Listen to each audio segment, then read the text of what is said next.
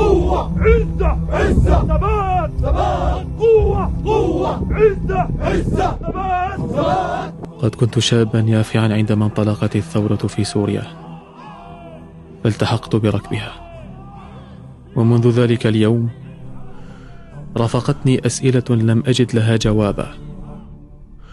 كنت أسأل نفسي: لماذا أنا؟ ولماذا أثقل كاهلي بكل هذه الأمور؟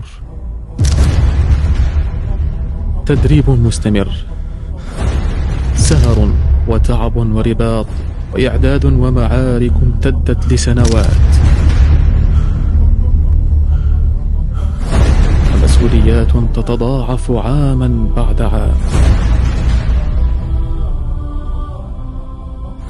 رحلة مررت بها في هذه الثورة بين خوف ورجاء، ومعارك داخل النفس قبل أن تكون خارجها. هل يستحق الطريق كل هذا الجهد؟ وهل يمكن لعملنا المتواصل أن يحدث فرقا حقيقيا على الأرض؟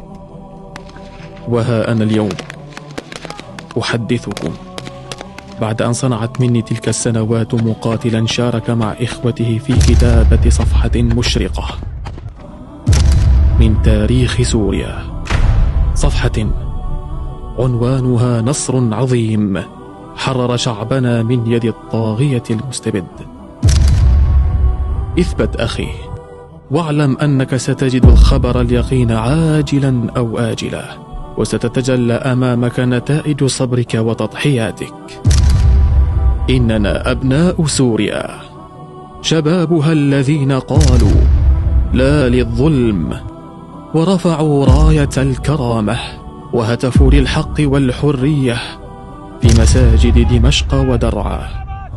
نحن الذين عانينا من حصار حلب، وخضنا معارك الغوطة وداريا، ودفنا شهداء حماه.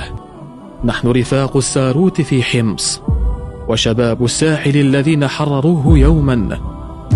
نحن الذين صمدوا في معارك إدلب، وقاتلنا بشراسة رغم تقدم العدو واقترابه.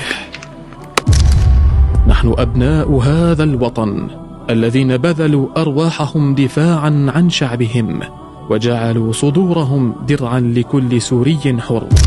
وها نحن اليوم ما زلنا على الثغور، نبني جيشنا، نطور قدراته، ونرسخ فيه روح الانضباط والعدل، كما نغرس في جنوده روح التضحية والفداء. فلقد أصبح لسوريا جيش قوي، جيش من أبنائها لا يرضون إلا بسوريا حرة، من شمالها إلى جنوبها، ومن شرقها إلى غربها.